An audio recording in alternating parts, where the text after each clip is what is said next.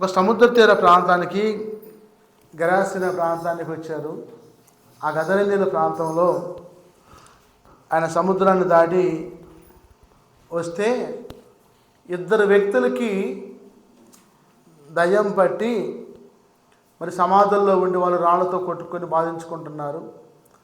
బాధించుకుంటా ఉంటే మరి ఎంతో కాలంగా వాళ్ళు సోలాంగ్ పెండింగ్ అనమాట. ఆ వ్యక్తులు ఆ సమాధుల ప్రాంతానికి ఎవరైనా రావాలంటే భయపడే పరిస్థితి వచ్చింది. ఎందుకంటే వాళ్ళ మీద పడి రక్కుతారేమో, కరుస్తారేమో, మరి కొరుకుతారేమో అని చెప్పి భయం. ఆ భయానికి దడిచి ఎవరు కూడా ఆ గదరేనీల ప్రాంతానికి రావడం లేదు. సరే, యేసుప్రభు వారు తన శిష్యులతో కలిసి గదరేనీల ప్రాంతానికి మరి వచ్చారు. ఆయన సముద్రంలో ఉండగా ఒక ఆశ్చర్యకార్యం జరిగింది.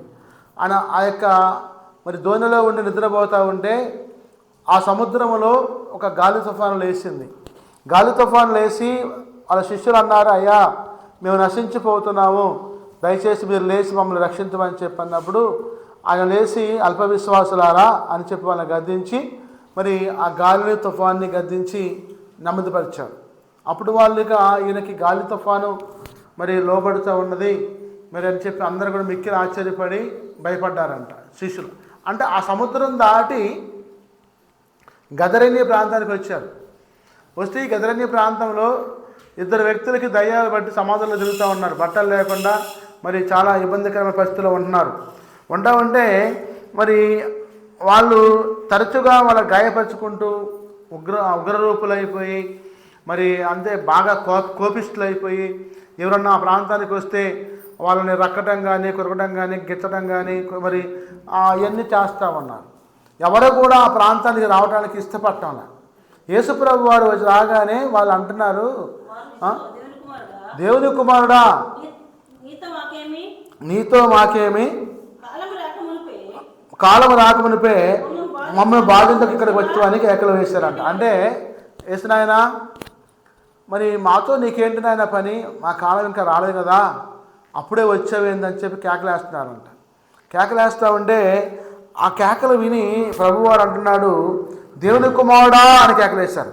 కేకలేసినప్పుడు దూరమున ఆ ఇద్దరు వ్యక్తులు కూడా వాళ్ళే మాట్లాడుకుంటున్నారు, దేవుని కుమారుడా ఇంకా మా కాలం రాలేదు కదా, అప్పుడే వచ్చావేంటి, మరి మరి మేమైతే ఇద్దరు వ్యక్తుల్లో ఉండి జీవిస్తున్నాము, సాతానుల మంద సేన మంద, మరి దయచేసి మమ్మల్ని కరుణించి మాలో ఉన్న యొక్క దురాత్మలు, అంటే వాళ్ళలో ఉన్న దురాత్మలు మాట్లాడుతూ ఉన్నాయి. ఆ దురాత్మలు అంటే నీ చిత్తమైతే ఆ పందిరి గుంపులోకి మమ్మల్ని పంపించాయా, ఆ పందిరి గుంపులోకి వెళ్ళిపోయి మేము మరి ఇక్కడ నుంచి వెళ్ళిపోతామని చెప్పి అవి వేడుకుంటే యేసు ప్రభు వారు అలాగే అని చెప్పి ఆజ్ఞాపించాడు. వాటిని పొమ్మని చెప్పాడు. అవి ఆ ఇద్దరు మనుషులను వదిలిపెట్టేసి ఇక పందుల మందులోకి వచ్చి ప్రవేశించరండి. పందుల మందులోకి ప్రవేశిస్తే ఆ పందులు మొత్తం కూడా పోయి సముద్రంలో పడి చనిపోయింది. ఆ యొక్క పందుల మంద మొత్తం కూడా ప్రపాతం అంటే సముద్రంలోనికి పడిపోయింది. అంటే ప్రవాహం అండి, అక్కడ సముద్రం ప్రవాహంకి వచ్చి పడిపోయి చనిపోయింది. ఇక ఆ పందులు మేపేవాడికి ఇక తత్తర పుట్టిపోయింది. వామ్మో ఈయన ప్రవక్త వచ్చాడు, మరి ఎప్పటి నుంచో బాధపడుతున్న ఇద్దరు మరి సాతాను శక్తులతో బిడ్డల్ని విడిపించి వాడిని స్వస్థతపరిచాడు అని చెప్పి ఊళ్ళోకి పోయి కేకలేసి చెప్పారు. ఆ పందులు కాసేతాను చెప్తే ఊరు మొత్తం వచ్చేసి చూశారు. వాళ్ళు మారిపోయి ఇక బట్టలు కట్టుకొని శుభ్రంగా మామూలు మనుషుల్లా మారిపోయి కూర్చొని చూస్తున్నారు. చూసి ఏంది బాబాయ్ బాగున్నావా, తిన్నాం బాగున్నా చెప్పి వాళ్ళ వరుసలు పెట్టి వాళ్ళ బంధువుల్ని పిలుస్తున్నారు. అంతకుముందు వీరెవర్రా, నాడికి వస్తే కొట్టేస్తా, చంపేస్తా, రక్కేస్తా అని చెప్పి మాట్లాడిన ఇద్దరు వ్యక్తులు స్వస్థత పొంది స్వస్థత పొంది ఆయన వాళ్ళ విషయంలో మరి ఆ గొప్ప కార్యం జరిగింది. ఊరు మొత్తం చూసి ఆశ్చర్యపోయింది. గదరేనీ ప్రాంతం మొత్తం కూడా ఆశ్చర్యపోయి ఈయన ఊళ్ళోకి వస్తే ఇంకా ఎన్ని దయ్యాలు వదిలిస్తాడో ఈయన, మరి ఇప్పటికే పందులు చనిపోయినాయి, ఇంకెన్ని ప్రాణాలు పశువులు పోతాయేమో, లేకపోతే ఇంకా ఇబ్బంది పడుతుందని అని చెప్పి అనుకుని, అయ్యా మా ఊరు వదిలిపెట్టి పోండి ఆయన అని చెప్పి యేసు ప్రభు వారిని వాళ్ళు వేడుకున్నారంట. ఎందుకంటే మరి ఇద్దరు ఎప్పటి నుంచో దురాత్మల చేత పీడింపబడిన బిడ్డలిద్దరిని ఆయన స్వస్థపరిచి కూర్చోబెట్టి బాగు చేశాడు. బాగు చేస్తే వాళ్ళు మామూలు మనుషులుగా మారారు. ఆ గదరిన ప్రాంతంలో వీళ్ళిద్దరు మారి సేవకులయ్యారు. తర్వాత సేవకులయ్యి ఆ ఊరు మొత్తాన్ని కూడా రక్షించాడు. ఆ తర్వాత ప్రభువారు దోణెక్కి సముద్రం దాటి మరి ఆ పట్టణంలో ప్రవేశించినప్పుడు జనులంతా పక్షవాయువుతో మంచం పట్టిన ఒకరిని తీసుకుని వచ్చి ఆయన వద్ద మరి తీసుకుని వచ్చి కూర్చోబెట్టారు. యేసు వారి విశ్వాసము చూసి, కుమారుడా ధైర్యముగా ఉండము, నీ పాపములు క్షమించబడినని పక్షవాయు గలవానితో చెప్పాడు. అంటే ఆయన సముద్రం దాటి దోణెక్కి వచ్చాడు. ఇక ఆ గదరిన ప్రాంతం నుంచి వచ్చినప్పుడు ఇక సముద్రం దాటి వచ్చాడు. వచ్చిన తర్వాత ఒక పక్షవాతం గలవాన్ని తీసుకొచ్చి యేసుప్రభు వద్ద ఉంచారు.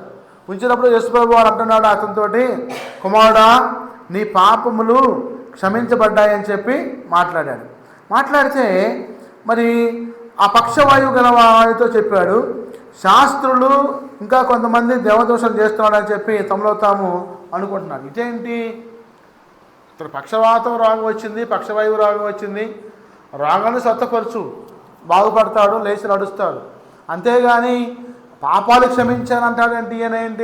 ఈయన పాపాలు క్షమించడం కోసం వచ్చిన లోకరక్షకుడా లేకపోతే పాపుల్ని కరుణించే రక్షకుడా అని చెప్పి వాళ్ళు చదువుకుంటున్నారంట, గొనుక్కుంటున్నారంట.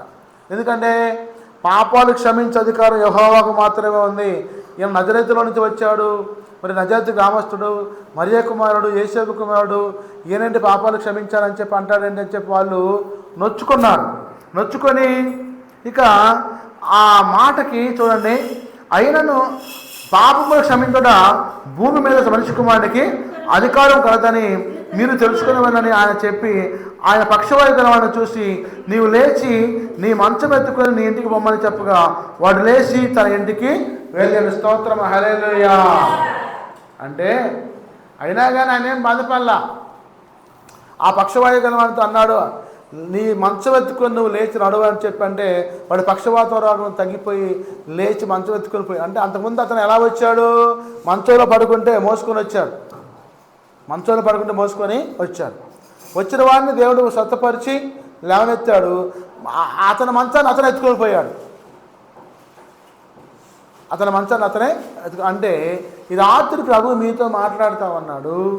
మీరు ఏ స్థితిలో ఉన్నా, ఏ బాధలో ఉన్నా, ఏ వ్యాధిలో ఉన్నా, ఏ ఇరుకులో ఉన్నా, ఏ ఇబ్బందిలో ఉన్నా కానీ నీ బరువు నువ్వే మోయాలి. నీ బరువు ఇంకొకరు మోయాలి. అంటే నీ పాపాలు క్షమించబడాలంటే దేవుని వద్దకు వచ్చి గోజాడాలి, బ్రతిమలాడుకోవాలి. ప్రభువా నా పాపాలు క్షమించయ్యా, అయ్యా నా దోషాలు క్షమించను ఆయన అని చెప్పి ఆ యొక్క పశ్చాత్తాపంతో కూడిన ప్రార్థన నీలో ఎప్పుడైతే వచ్చుద్దో అప్పుడు ప్రభు నీ పాపాలు క్షమించినప్పుడు నీవు దేవుని దగ్గర స్వస్థత పొందుతావు. అదే ప్రభు చెబుతా ఉన్నాడు ఇక్కడ. కాబట్టి ఇక్కడ మరి యేసు ప్రభు అక్కడ నుంచి వెళుతూ సుంకపు మెట్టు దగ్గరికి వచ్చాడండి.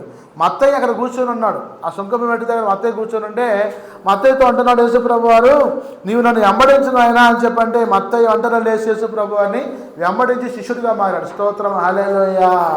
అంటే సుంకపు మెట్టు దగ్గర కూర్చొని ఉన్న మత్తయ్యని పక్షవాయు గల వాడిని స్వస్థపరిచిన తర్వాత వెంబడించమని చెప్పగానే మత్తయ్య భయపడ్డాడు. ఎందుకు భయపడ్డాడు తెలుసా? ఈయనకి రోగాలు కంట్రోల్ అయిపోతున్నాయి, పక్షవాతం గల వాడిని మాట సెలవిచ్చాడు, ఒక్క మాట సెలవిచ్చాడు, ఆ మాటకు రోగం పోయింది, స్వస్థత పొందాడు. నన్ను రమ్మని చెప్పి నేను పిలుస్తాడు, నేను వెళ్ళకపోతే నేనేమైపోతాను అని చెప్పి భయపడి ప్రభువుకు లోబడ్డాడు. ఈ రాత్రి ప్రభువు నీతో మాట్లాడుతూ ఉన్నాడు. నీవు కూడా దేవునికి భయపడి ప్రభువుకు లోబడాలి. ఒక్క మాట సెలవేయగానే మత్తయ్య లోబడి సుంకం మెట్టు దగ్గర లేచి ట్యాక్స్ కలెక్టర్గా ఉన్న వ్యక్తి ఆయన లేచి యేసుప్రభు అని వెంబడించాడు. మరి ఈ రాత్రి ప్రభు ఈ యొక్క వెలితి గ్రామంతో మాట్లాడుతూ ఉంది. శబ్దాంతరం ద్వారా దూరాన ఉన్నవాళ్ళు, సమీపంలో ఉన్న వాళ్ళు అందరూ ఆలకిస్తూ ఉన్నారు. మీరు కూడా దేవుని యొక్క నామాన్ని బట్టి, యేసు నామాన్ని బట్టి ఆయన్ని వెంబడించి బిడ్డగా తయారు కావాలని చెప్పి ప్రభు వారు కోరుతూ ఉన్నాడు. కానీ నీ హృదయం కఠినమైపోయింది, రాతి గుండెగా మారిపోయింది. ఆయన రాతి గుండెను తీసివేసి మాంసం గుండెగా మార్చే దేవుడు ఆయన. కాబట్టి ఆయన తట్టు నువ్వు తిరుగు, నీ తట్టు ఆయన తిరుగుతాడు. కాబట్టి ప్రభు నీతో మాట్లాడుతున్నావు సహోదరుడా, సహోదరి. యేసుని వద్దకు వచ్చి నీ పాపములు క్షమించమని చెప్పి అడుగు, రక్షణ పొందు, మారు మనసు పొందు, పాపక్షమాపణ పొందు. అప్పుడు దేవునికి మంచి కార్యాన్ని, రక్షణ మార్గాన్ని ప్రయోజనపజేస్తాడు. కాబట్టి నా ప్రియులారా, యేసు వారు మరి అతను వెంబడించమని చెప్పిన వెంటనే అతను వెంబడించాడు. వెంబడించిన తర్వాత ఆయన మరి చూడండి ఇక్కడ ఆ ఇంటిలో భోజనం యేసు కూర్చుండగా సుంకరులు పాపులు అనేకులు వచ్చి ఆయన వద్ద ఆయన శిష్యుల వద్ద కూర్చుండ్రి. అంటే యేసుప్రభు ఆ ప్రాంతానికి వచ్చినప్పుడు సుంకపు మెట్టు దగ్గరకు వచ్చినప్పుడు భోజనానికి కూర్చున్నాడు. ఆకలి అయింది.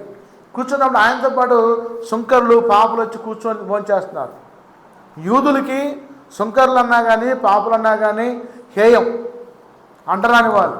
ఏంటి మేము ఎక్కువ వాళ్ళం అయితే తక్కువ వాళ్ళు వచ్చి మాతో కూర్చొని భోంచేస్తారని చెప్పి అందరూ కూడా కొనుక్కుంటున్నారు. కానీ యేసుప్రభు వారు వాళ్ళతో భోంచేస్తుంటే వాళ్ళకి ఇష్టం లేదు. ఈయనంటే యూదుడయ్యుండి, దావీదు కుమారుడు అయ్యుండి, బెత్లెహేము వాడు అయ్యుండి, ఆయన సుంకరులతోటి పాపులతో కూర్చొని భోంచేస్తున్నాడని చెప్పి వాళ్ళు సనుక్కున్నారు. సనుక్కుంటే మరి ఆ మాటకి యేసుప్రభు వారు అంటున్నాడు, మరి ఆ రోగులకే కానీ ఆరోగ్యం గల వారికి వైద్యుడు అక్కర్లేదని. స్తోత్రం, హల్లెలూయా. ఇప్పుడు ఒక డాక్టర్ ఎవరికి కావాలండి? రోగులకు కావాలి. రోగంతో బాధపడే వాళ్ళకి డాక్టర్ కావాలి. రోగం లేని వాళ్ళకి డాక్టర్ అవసరంలే. ఆయన అంటున్నాడు, నేను పాపులు పిలవచ్చాను కానీ పరిశుద్ధులు పిలవరాలేదు. స్తోత్రం, హల్లెలూయా. నేను పాపుల్నే పిలవచ్చాను, నీతిమంతులు పిలవరాలేదు. అదే అంటున్నాడు. ఆ మాట చూడండి అక్కడ, మరి నేను పాపులు పిలవచ్చును కానీ నీతిమంతులు పిలవరాలేదు, కనుక కనికరమనే కోరుచున్నా కానీ బలిని కోరను. వాక్య భావం ఏమిటో మీరు వెళ్ళి నేర్చుకోమని చెప్పి. స్తోత్రం, హల్లెలూయా. నేను పాపులు పిలవచ్చా నీతిమంతుల కోసం. మీరు నీతిమంతులు అయితే యూదులు నీతిగానే ఉన్నాను పోండి. నాకు కావాల్సింది పాపులు. ఆ పాపులను రక్షించి పల్లవ రాజ్యం చేర్చడం కోసం ఈ లోకంలోకి నేను వచ్చానని చెప్పి యథార్థంగానే చెప్పాడు ఆయన. మహోటోలహని చెప్పేసి ఆయన ఆ మాట అన్న తర్వాత, నేను కనికరం కోరుతున్నానండి, కనికరాన్ని బలి కోరటం లేదు. మీరైతే బలి అర్పిస్తున్నారు, పావురాలని గువ్వలని అర్పించి మీ పాపాలు క్షమించమని చెప్పి కోరుకుంటున్నారు. నేను బలు కోరటం లేదు, కనికరం కోరుతున్నాను, దేవుని యొక్క కృప కోరుతున్నాను. ఆ కనికరం ఎవరంటే ఈ పేదలు, ఈ పాపులు, వీళ్ళందరినీ రక్షించడం కోసం నేను లోకంలోకి వచ్చా కానీ పరిశుద్ధుల కోసమో నీతిమంతుల కోసమో నేను రాలేదు. ఆ మాటకు వాళ్ళు నొచ్చుకున్నారు. ఈయనేంటి ఇట్లా మాట్లాడుతూ ఉన్నాడు అని చెప్పి వాళ్ళు నొచ్చుకున్నారు. చూడండి ఇక్కడ, మరి యోహాను శిష్యులు అయితే తరచుగా ఉపవాసం చేస్తున్నారు కదా, నీ శిష్యులు ఎందుకని ఉపవాసం చేయరని చెప్పి మళ్ళీ క్వశ్చన్ వేశారు వాళ్ళు. శాస్త్రుల పరిచయాలు వచ్చి, మరి యేసు నాయనా నీ శిష్యులు ఎందుకని ఉపవాసం ఉండడం లేదు? యోహాను శిష్యులు ఉపవాసాలను ప్రార్థన చేస్తున్నారు, బాప్తిసాలు ఇస్తున్నారు, అన్నీ చేస్తున్నారు అని చెప్పి అంటే యేసయ్య అంటాడు, పెళ్లి కుమారుడు మీతో ఉన్నప్పుడు మీరు పస్తుంటారా? పెళ్లి కుమారుడు మీతో ఉన్నప్పుడు, విందులో ఉన్నప్పుడు మీరు భోంచేసి సకరంగా సంతోషంగా ఉంటారా? ఉపవాసంతో ఉన్నారని అంటే ఆయన పెళ్లి కుమారుడితో పోల్చుకున్నాడు. ఇప్పుడు పెళ్లి కుమార్తె ఎవరండి? సంఘం, వధువు సంఘం, మనమే వధువు సంఘం. అంటే ఆయన పాపుల్ని పిలవచ్చాడు, నీతివంతులు పిలవరాలేదు. కాబట్టి పెళ్లి కుమారుడుగా మారబోయే రోజు రాబోతా ఉంది. రెండవ రాకల్లో వధువు సంఘం ఎత్తపడబోతుందనే ఒక సూచక క్రియను ముందుగానే చెప్పాడు. ఆ మాటకు అంత అర్థం దాగి ఉంది అక్కడ. పెళ్లి కుమారుడు మీతో ఉన్నప్పుడు మీరు ఉపవాసం ఉంటారా? నా శిష్యులు కూడా ఉంటారు. ఎప్పుడంటే నేను వీళ్ళ వద్ద నుంచి వెడలిపోయినప్పుడు మీరు ఉపవాసం ఉంటారని చెప్పి మాట్లాడారు. ఇక ఆ మాట వాళ్ళు సమాధానం చెప్పడానికి ఇక నోరు రాలా. అప్పుడు దాకా యేసుప్రభుని శోధించాలి, బాధించాలి, ఇబ్బంది పెట్టాలి, ఇరుగులో పెట్టాలని చెప్పి వాళ్ళు చూశారు. కానీ ఆయన అన్న మాటకి మరి ఆ పెళ్లి కుమారుడు వారి వద్దను కొనిపోబడి దినములు వచ్చును, అప్పుడు వారు ఉపవాసం చేతులు. స్తోత్రం, హల్లెలూయా. ఇక మాట్లాడాలి. ఎవడైనా కొత్త బట్టకి పాత బట్ట మాసికేస్తారండి? కొత్త బట్టకు పాత బట్ట మాసికేస్తే ఏమైపోతుంది? కొత్త బట్ట చిరిగిపోద్ది. పాత బట్ట మాసికలాగానే ఉంటుంది, పాత బట్ట చిరిగిపోద్ది. అలాగే ఇంకో మాట అన్నాడు అక్కడ, మరి పాత తిత్తులలో కొత్త ద్రాక్షరసము పోసిన తిత్తులు పిగిలి ద్రాక్షరసము కారిపోను. పాత తిత్తుల్లో కొత్త ద్రాక్షరసం పోస్తే తిత్తులు అంట పిగిలిపోతాయి అంట. ఆ మాట మీకు అర్థమవుతుందా? పాత తిత్తులు అంటే అప్పుడు తోలు తిత్తులు వాడేవాళ్ళు. యూదా ఇజ్రాయెల్ దేశంలో తోలు తిత్తులు వాడేవాళ్ళు. ఆ తోలు తిత్తుల్లో ద్రాక్షరసం పోసేవాళ్ళు. కొత్త ద్రాక్షరసం వచ్చి పాత తిత్తుల్లో పోస్తే పాత తిత్తులు ఏమైపోతాయంట? పిగిలిపోతాయంట, తట్టుకోలేవంట. అంటే నూతనంగా రక్షించబడ్డ విశ్వాసి, మారు మనసు పొందిన విశ్వాసి ఉద్యమంతో దేవుని యొక్క కృపతోటి వాళ్ళు ఆ రక్షణ మార్గంలో పయనిస్తూ ఉంటారు. ఎప్పటి నుంచో ప్రార్థనకు వచ్చే విశ్వాసులు ఉంటారు. వాళ్ళతో వచ్చి కలిసి కూర్చుంటే వీళ్ళు నీరసస్తులు అయిపోతారు, నీరు గారిపోతారు. అందుకే దేవుడు అన్న మాటని. కాబట్టి ఆ పాత తిత్తులు వీళ్ళు వచ్చి ప్రార్థన చేస్తూ ఉంటే వాళ్ళతో వీళ్ళు ప్రార్థన చేయలేరు, పిగిలిపోతారంటే తట్టుకోలేరు. అంత అర్థం ఉంది దాంట్లో, తట్టుకోలేరు. కొత్త వారేమో దేవుణ్ణి ఉల్లాసిస్తూ ప్రార్థన చేస్తూ భాషలతోటి పరిశుద్ధాత్మ శక్తితోటి ఆయన గణపరుస్తూ ఉంటారు. పాత వాళ్ళేమో కూర్చొని ఏసయ్యా ఏసయ్యా ఇట్ట అంటూ ఉంటారు. వాళ్ళు చేసే ప్రార్థన చేస్తే వీళ్ళు తట్టుకోలేరు. దాని అర్థం అదండి, దాని అర్థం అది. అలాగే దేవుడు అంటున్నాడు ఇక్కడ, అయితే క్రొత్త ద్రాక్షరసము క్రొత్త తిత్తులలో పోయిదురు, అప్పుడు ఆ రెండు చెడిపోక ఇండునని చెప్పారు. ఇప్పుడు క్రొత్త విశ్వాసాలు క్రొత్తగానే చూడాలి, పాత విశ్వాసాలు పాతగానే చూడాలి. రెండు కలపకూడదు. ఇప్పుడు మనం ఏం చేస్తాము, పెరుగన్నాన్ని కూరన్నాన్ని రెండు కలిపి తింటామా? తినాం. ముందు కూరన్నం తిన్న తర్వాత పెరుగన్నం తింటాం. అలాగే పరిస్థితులు ఉంచాలి, కొత్త వారిని పాతవారిని ఉంచాలి. అప్పుడు వాళ్ళ గుంపు స్టైల్లో వాళ్ళు ఉంటారు, ఈ గుంపు స్టైల్లో ఈ గుంపు ఉంటుంది.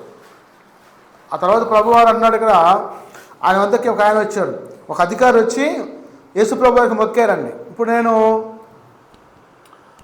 ఇక్కడ ఈ వాక్య భాగంలో ఎన్ని మాటలు చెప్పాను. ఇప్పుడు గదరేనియ ప్రాంతానికి యేసు ప్రభు వారు వచ్చి సమాధుల్లో 2 మనుషులు ఉన్నారు. ఆ 2 మనుషుల్ని దేవుడు స్వస్థపరిచాడు. వాళ్ళలో ఉన్న దురాత్మలు వెళ్ళిపోయి పందుల మందలో పడిపోతే ఆ పందుల మంద పోయి సముద్రంలో పడి చనిపోయింది. ఆ ఊరు వారు మొత్తం వచ్చేసి, బోధకుడా మా ఊళ్ళో ఉండమాకయ్యా, దయచేసి వీళ్ళయ్యా, మా ఊరు తట్టుకోలు ఇప్పటికే చాలా ఆ పందువులు చనిపోయినాయి అని చెప్పి బతికినాడు. ఎందుకంటే ఆ దురాత్మలు వచ్చి ఆడ మనమే పడుతున్న భయం వాళ్ళకి. పందులైతే తట్టుకొని ఏదో చచ్చిని, కానీ మనుషుల మీద పడితే ఏమైపోతారండి, మనుషులాగమైపోతారు. ఇప్పుడు చంద్రపాడులో ఒక దురాత్మను వదిలిస్తూ ఉంటే అది ధనపిశాచి. ఆ ధనపిశాచిని వదిలిస్తూ ఉంటే ఒక 3 దైవజనులు, నేను ఇంకో 2 ఉన్నారు, ప్రార్థన చేస్తూ ఉన్నాం. ప్రార్థన చేస్తూ ఉంటే ఆ దైవజనులు 2 అది రక్కి చీల్చింది. వాళ్ళిద్దరికి రక్తం వస్తూ ఉంటే నేను కూర్చొని పక్కన చూస్తున్నా. ఇలాంటి మైక్ వైర్ ఒకటి నాకు దొరికింది. ఈ మైక్ వైర్ తీసుకొని సిద్ధపరిచయం చేసి లైన్లో పెట్టి ఏసునామలో ప్రార్థన చేసి 3 పీకులే ఎక్కువ పీకల. దెబ్బకి సర్ణ అని చెప్పి కింద పోసింది. కింద పోసి ఆమెను ఉన్న తర్వాత పక్క ఉంటుంది, ఆమె ఎగురుతుంది. మళ్ళీ ఆమెను బీక. 2 సెట్. అయ్యా మాలో ఏమీ లేదు, ఇప్పుడు బాగానే ఉన్నాం, కొట్టబాకు అంటున్నారు. బయటికి పోయింది. లేకపోతే ఇల్లు మొత్తం తవ్వించి లంక బిందెలు ఉన్నాయని చెప్పి కాలనీ ఇల్లు మొత్తం కూడా ఎల్షేప్ కాలనీ మొత్తం గుంట పెట్టి ఇల్లు ఆగమైంది. వండుకోది కావట్లేదు, పండుకోది కావట్లేదు, మొత్తం ఇల్లు మొత్తం పాడు చేసి పడేసింది. ధనాపేక్ష సమస్త కీడులకి మూలం. ఆ ప్రియులారా, ఈ యొక్క గదరేనియ ప్రాంతంలో యేసుప్రభు వారు వచ్చి ఆ 2 మనుషులు స్వస్థపరిచినప్పుడు ఆ ఊరు మొత్తం కూడా భయపడిపోయింది. ఎందుకంటే ఆ దురాత్మలు వచ్చి ఆడ మనమే పడి మనల్ని ఆగం చేస్తాయో పాడు చేస్తున్న భయంతో. ఆ తర్వాత యేసుప్రభు వారు ఒక పక్షవాయు గలవాడిని స్వస్థపరిచాడు. పక్షవాయు గలవాడిని స్వస్థపరిస్తే ఆ పక్షవాయు గలవాడిని యొక్క పాపాలు క్షమించాలని చెప్పి దేవుడు చెబితే అక్కడ ఉన్న నొచ్చుకున్నారు. మనుష్య కుమారుడికి పాపాలు క్షమించే అధికారం కలదని చెప్పి మాట్లాడాడు. స్తోత్రం, హల్లెలూయా.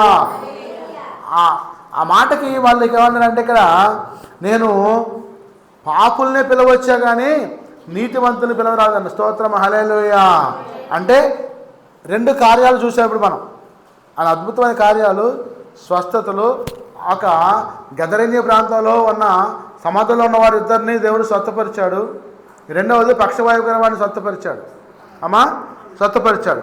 ఆ తర్వాత యేసు ప్రభు వారిని శోధించడం కోసం వచ్చి మరి యోహాను శిష్యులు ఉపవాసం ఉంటున్నారు, మీ శిష్యులు అయితే ఉపవాసం ఉండడం లేదని చెప్పి శోధిస్తున్నారు. ఆయన అన్నాడు, పెళ్లి కుమారుడు మీతో ఉన్నంతకాలం ఉపవాసం అవసరం లేదు, పెళ్లి కుమారుడు కొనిపోబడ్డప్పుడు అప్పుడు ఉపవాసం మా శిష్యులు కూడా ఉంటారని చెప్పి సమాధానం ఇచ్చి ఏమన్నాడంటే, క్రొత్త ద్రాక్షరసాన్ని పాతతిత్తుల్లో పోయడం మంచి పద్ధతి కాదు. పాతిత్తుల్లో పోస్తే పాతిత్తులు ఏమైపోతాయి అంటే పిగిలిపోతాయి. క్రొత్త ద్రాక్షరసాన్ని క్రొత్త తిత్తుల్లోనే పోయాలి, పాత ద్రాక్షరసాన్ని పాత తిత్తుల్లోనే పోయాలి. ఈ 3 ఉపమానాలు చెప్పాను ఇప్పుడు నేను. యేసు ప్రభువు వారు చేసిన అద్భుతమైన కార్యాల్లో గదరేనియ ప్రాంతంలోకి వచ్చి ఆయన 2 వ్యక్తులు సమాధుల్లో ఉన్న వారిని దయ్యం వెళ్ళగొట్టాడు. రెండోది పక్షవాయు గలవాడిని మంచం పెట్టుకుని వస్తే ఆ మంచం ఎత్తుకుని పొమ్మని చెప్తే ఆ రోగం పోయి వాడు స్వస్థ. ఈ రాత్రికాలం ప్రభు మీతో మాట్లాడుతున్నాడు.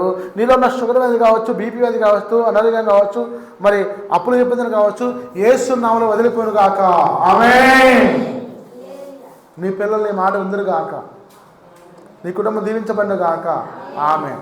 ఆ తర్వాత యేసు ప్రభు వారండి 3 మాటలు చెప్పాను, ఇప్పుడు గుర్తుంచుకోవాలి. ఇంకా 4వ మాటలకు వస్తూ ఉన్నాను నేను. ఈ రాత్రికాల సమయంలో ప్రభువారు మీతో మాట్లాడుతూ ఉన్నాడు. ఒక అధికారి వచ్చి, యేసు నాయనా, నా కుమార్తె ఇప్పుడే చనిపోయింది. చూడండి ఎంత టెస్టింగ్, ఇప్పుడే చనిపోయింది.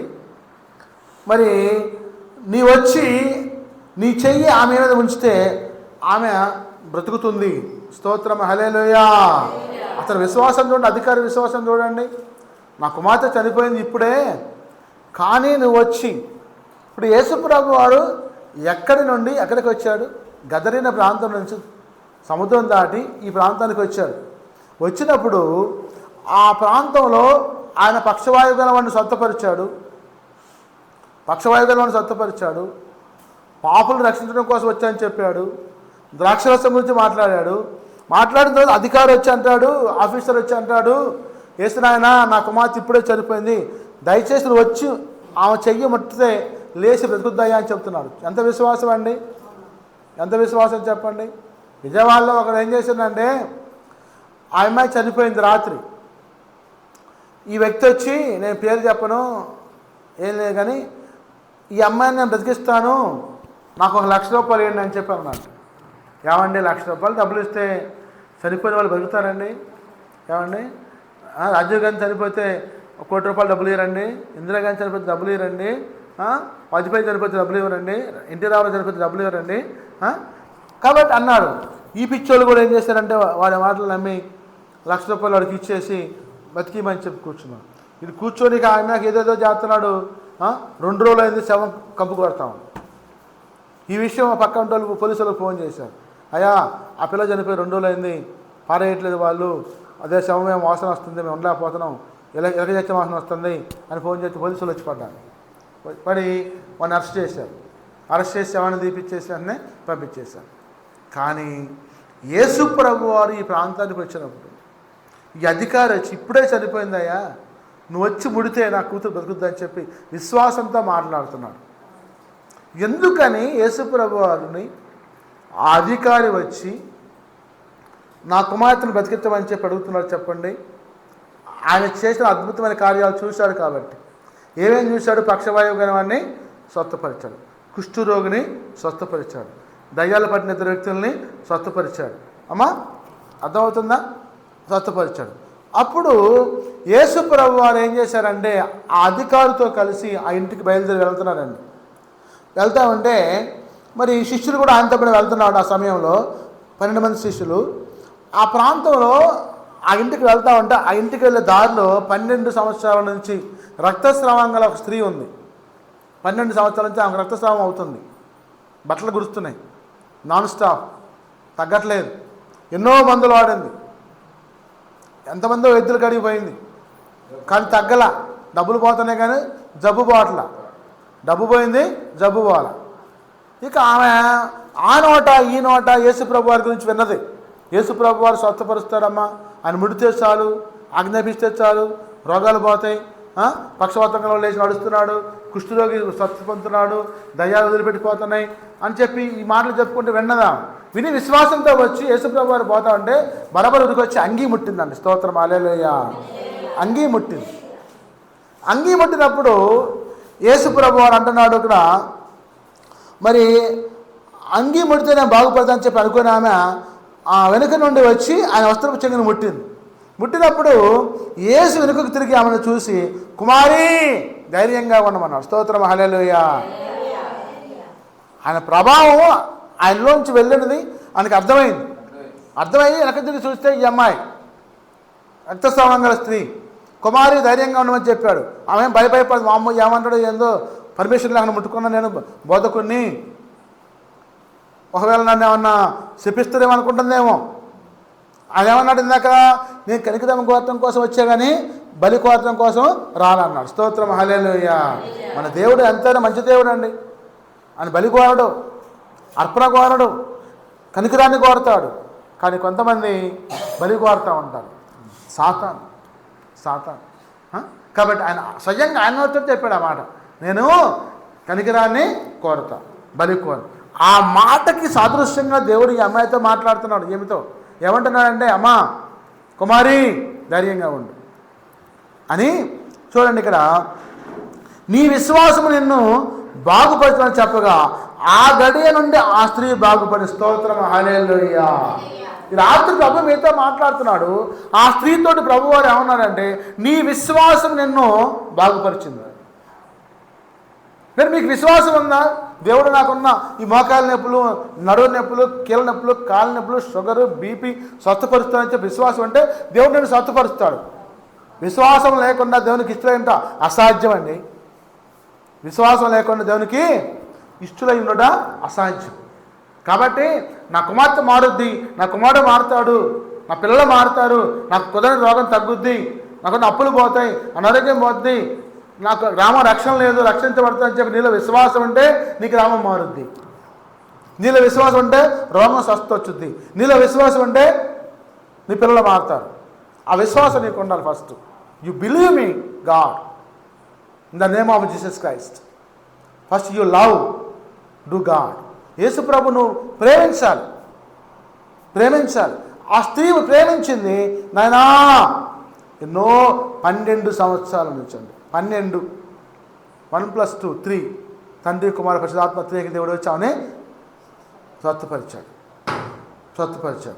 అంటే ఆమె విశ్వాసాన్ని దేవుడు కొనియాడాడు. చూడండి ఇక్కడ వెంటనే బాగుపడ్డది.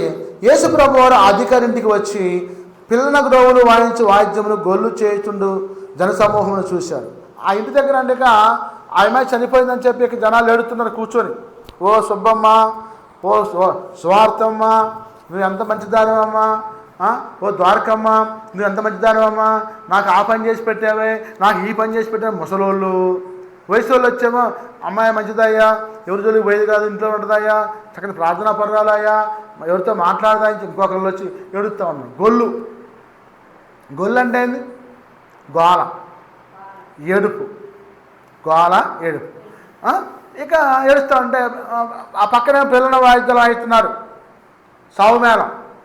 ఏ మేళం? సావు మేళం వాయిస్తూ ఉంటే యేసుప్రభు వారి యొక్క ఇంటికి వచ్చి జనసమూహాన్ని చూసి స్థలం ఇయ్యమని చెప్పి అడిగితే వాళ్ళు పక్క తప్పుకున్నారు. ఇంట్లోకి వెళ్ళాలి, ఇల్లంతా గొప్ప ఆడిపోతుంది. పిల్లలు చూడటానికి వచ్చే వాళ్ళు అయితే, చుట్టాలు అయితే, బంధువులు అయితే, స్నేహితులు అయితే, ఇంటి వాళ్ళు అయితే ఇల్లంతా నిండిపోతే స్థలం ఏమని అడిగాడు.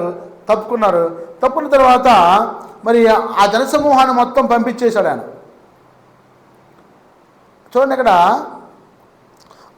ఈ చిన్నది నిద్రించున్నది కానీ చనిపోలేదని వారితో చెప్పగా వారు ఆయనను అపహసించిరి. ఏంటయ్యా, ఏంటి నాయన, పిల్ల చచ్చిపోయి ఇప్పుడు ఎన్ని గంటలైంది, మేము ఏడుస్తూ ఉంటే నువ్వు నిద్రపోతుందని చెప్తావా అని అపహాస్యం చేశారు. నవ్వారంట. ఆయనకెళ్ళి చూసి ఎగతాళి చేశారు. వెరీ గుడ్, ఎగతాళి చేసి నవ్వారంట. నవ్వితే యేసు ప్రభు వారు ఏం మాట్లాడాల, సైలెంట్గా ఉన్నారు. సైలెంట్గా ఉండి జనసమూహం మొత్తాన్ని పంపించేసి ఆయన లోపలికి వెళ్ళి ఆమె చెయ్యి పట్టుకునగానే ఆ చిన్నది లేచి. స్తోత్రం హల్లెలూయా.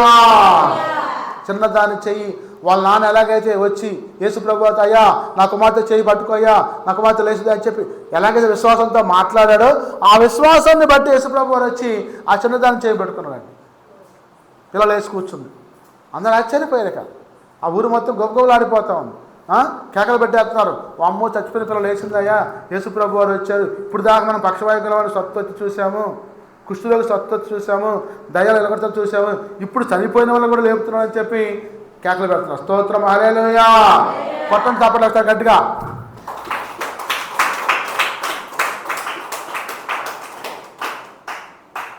ఈ సమాచారం ఆ దేశం మొత్తం వ్యాపించిందండి. దేశం మొత్తం కూడా వ్యాపించింది. ఆయన గొప్పతనం తెలిసింది. కాబట్టి ఈ రాత్రి ప్రభు మీతో మాట్లాడుతూ ఉన్నాడు వాక్యం ద్వారా. యేసు ప్రభు వారు నేను చెప్పిన బోధనాంశాలలో ఎన్ని అద్భుతాలు చేశాడు.